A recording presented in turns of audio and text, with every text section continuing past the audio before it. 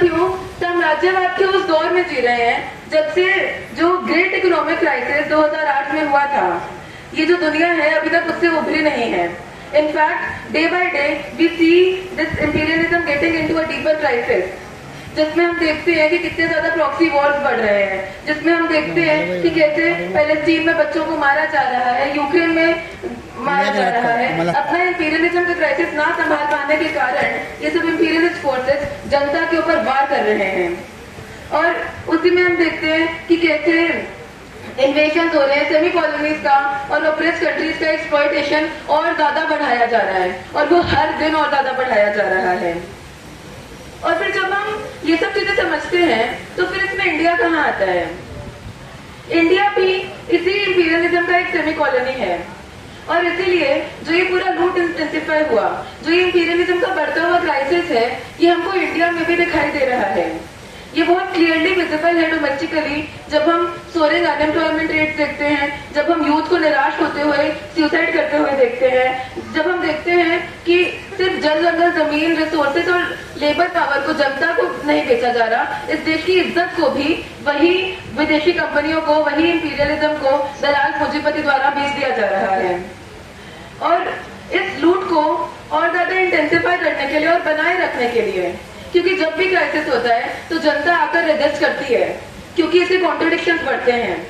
ऐसे में ताकि ये लूट चलती रहे, this Indian state like a dying beast has taken the form of a Brahmanical Hindutva fascist state. और अपने फैसिस्ट अटैक में ये हर उस डेमोक्रेटिक वॉइस के ऊपर अटैक कर रहा है। कोई भी अगर अभी के टाइम पे कोई भी डेमोक्रेटिक आवाज उठाता है, उसको मारा जाता है, उसके ऊपर लाठीचार्ज किया जाता है, उसके ऊपर गोलियां बरसाई जाती हैं, उसको अर्बन नक्सल अटैक किया जाता है। जिसका सबसे बड़ा एग्जाम्पल हम अभी के टाइम पे देखते हैं जो फार्मर्स प्रोटेस्ट है। जब दिल्ली के बॉर्डर पे इतने समय से, इतने साल से किसान वहां पर हैं अपनी डिमांड्स के लिए, तो उनके ऊपर कैसे टीयर गैस बरसाई जा रही है, उनके ऊपर वो वाले शेल्स फेंके जा रहे हैं, उनके ऊपर लाठीचार्ज किया जा रहा है। और जो इस देश में अनाज उगाते हैं, जो अनाज हम सब खा पा रहे हैं, जो अनाज ये सब लूट ले रहे हैं, वो अनाज जो उगाता है उसी को उसका हक नहीं मिल रहा, और उस मूवमेंट के ऊपर कितना ज्यादा रिप्रेशन किया जा रहा है, ये हम फार्मर्स प्रोटेस्ट से देखते हैं। और डेमोक्रेटिक मूवमेंट जो है जितने भी, उनके ऊपर ये अटैक जो हो रहा है, वहीं पे क्रांतिकारियों पे अटैक हम देखते हैं उसके साथ साथ कितना ज्यादा इंटेंसिफाई होता है। जब पिछले साल अक्टूबर में हरियाणा के सूरजकुंड स्कीम बनाई गई थी, तब इन्होंने बोला था कि we will target Naxalism of pen and gun, we will end the Naxalism of pen as well as of gun. जो अभी तक सेंट्रल इंडिया के रिसोर्स रिच एरियाज में अभी तक जंगल में लूट के लिए लोगों को मारा जा रहा था, वो चीज इंटेंसिफाई करके अब शहरों तक आएगी। और जो यहाँ पर लोग बोल रहे हैं, जो प्रोफेसर हैं, जो स्टूडेंट्स हैं, हर एक को मारा जाएगा, डराया जाएगा, उसको माओइस्ट बोलकर, यूएपीए बोलकर सालों तक जेल में रखो, आप मार दो इंसान को, कोई फर्क नहीं पड़ता, क्योंकि आप उसको माओइस्ट लेबल कर चुके हो। ये चीज, ये हमारा ब्राह्मणीय हिंदुत्व फासीवादी स्टेट लेकर आया है। इसी सूरजकुंड का पाठ है ऑपरेशन कगार, जिसमें अभी तक पिछले ही साल में 300 से ऊपर आदिवासियों की, क्रांतिकारियों की हत्या की गई है, और इसी साल में लगभग 70 क्रांतिकारियों की हत्या की गई है। हर 2 से 5 किलोमीटर पर एक पैरामिलिट्री कैंप होना, इतना ज्यादा एक्सटेंसिव मिलिटराइजेशन होना सिर्फ रिसोर्सेज के लूट के लिए। और उसी के साथ यहाँ पर जो भी आवाज उठा रहे हैं, we have so many examples, we have the example of BK16, we have so many political prisoners, now we also have the new Lucknow conspiracy case, जिसमें ये बोल रहे हैं कि जो भी नॉर्थ में डेमोक्रेटिक आवाज उठा रहा है, जो भी बात कर रहा है, that is the revival of the north regional bureau of the Maoist party. तो इस तरीके से हर वो इंसान जो शोषित और उत्पीड़ित जनता के लिए लड़ रहा है, उसको टारगेट किया जा रहा है। And similarly, there is a saffron assault on our educational spaces also. हम लोग दिल्ली से आते हैं, ये जो अटैक है, जो ये पूरा भगवाकरण है, ये पूरे देश भर में चल रहा है। पर अगर मैं अपनी यूनिवर्सिटी की ही बात कर लूं, तो हमारा कैंपस अब कैंपस रहा नहीं है, वो एक आरएसएस की शाखा बन चुका है। वहां पर चारों ओर हम आंख घुमा के देखें तो भगवा झंडे हैं। हमारे कैंपस में तेरा रेड बिल्डिंग, पर अगर उन लाल दीवारों को खरोचो तो वो अंदर से भगवा दिखाई देती है। ये बन चुका है हमारा कैंपस, पूरा एडमिनिस्ट्रेशन संघी है। It is an ideological apparatus for the same Brahmanical Hindutva fascist state, for the same ruling class. और यही जो आइडियोलॉजिकल अपैरेटस है, इसी चक्कर में अगर कोई भी प्रोफेसर हो जो डेमोक्रेटिकली बात रखता है, जो जनता की बात करता है, उसको निकाल दिया जा रहा है। पिछले साल में 72% एडहॉक प्रोफेसर को निकाला गया है। क्यों? ताकि अपने संगी प्रोफेसर ला पाए, ताकि वैसे प्रोफेसर ला पाए जो आरएसएस के प्रोफेसर हैं, जो सेक्सुअल हैरेसमेंट करें, कैंपस में आके कुछ भी करें, वहां पर आके मनुस्मृति पढ़ाए, वहां पर स्टूडेंट्स का कास्टिज्म करें, पर उनके अगेंस्ट कोई एक्शन ना लिया जाए। ये हमारे कैंपस को बनाया जा रहा है अभी के टाइम पे। सिलेबस में मनुस्मृति और गीता जैसी चीजें, ऐसा ब्राह्मणिकल आइडियलिज्म ऐड किया जा रहा है, कोई साइंटिफिक थॉट का जगह ही नहीं है। कॉलेजेस के अंदर महायज्ञ होता है। हंसराज कॉलेज के 42 ईयर्स पूरे होने पर 42 छोटे छोटे यज्ञ करे जाएंगे। जो वहां पर गर्ल्स हॉस्टल के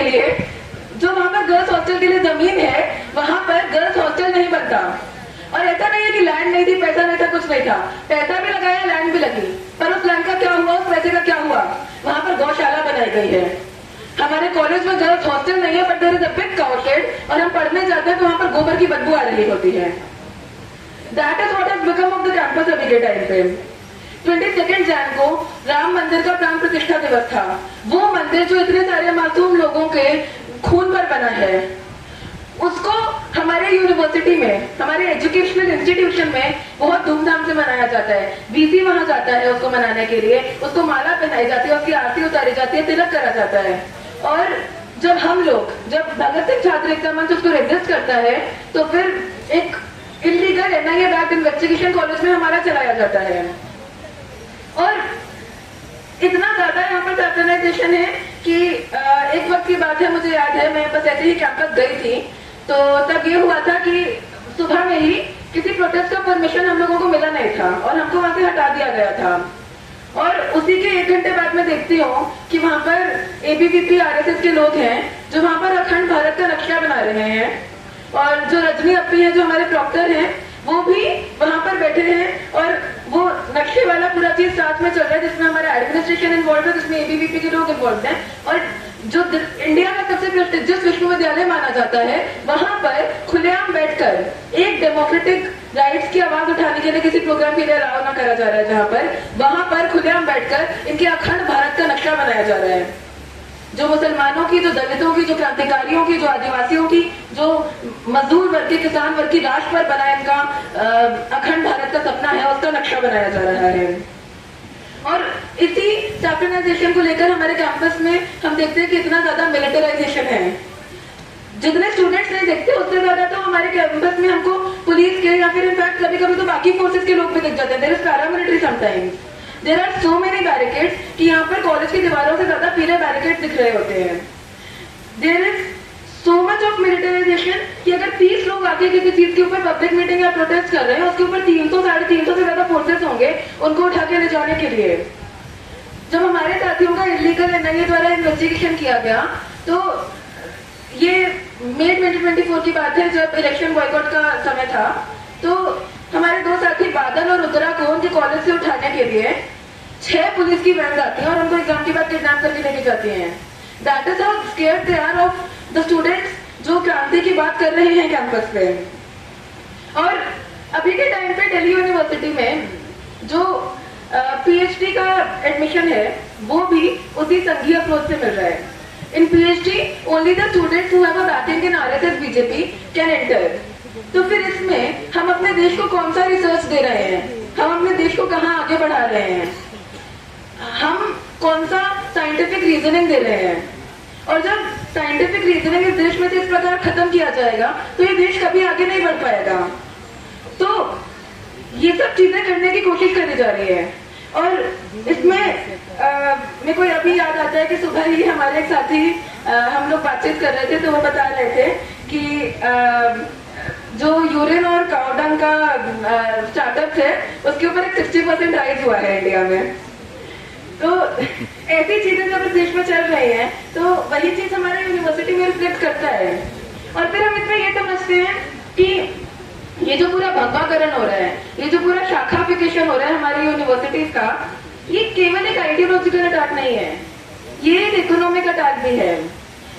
ये ऐसा ऑनस्लॉट है जिसमें हम देखते हैं कि न्यू एजुकेशन पॉलिसी लाई गई 2020 से, जिसमें एक साइंटिफिक एजुकेशन बोलकर एक और ज्यादा इंटरडिसिप्लिनरी कोर्सेज और उसको एक प्रोग्रेसिव चीज दिखाकर इसको उस तरीके से रैप करके लाया गया और इसमें इतना ज्यादा फी हाइक किया है कि पिछले एक साल में there has been 46% hike in the fees.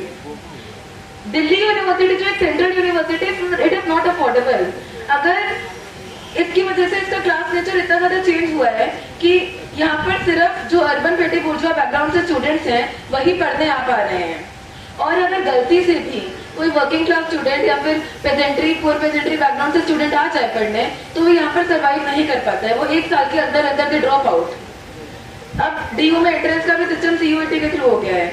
Exam का स्ट्रक्चर ही ऐसा है कि वही व्यक्ति क्लियर कर सकता है जिसको पहले से उस लेवल का एजुकेशन मिला है, जो एक सर्टेन क्लास से आता है या फिर जो कोचिंग अफोर्ड कर सकता है।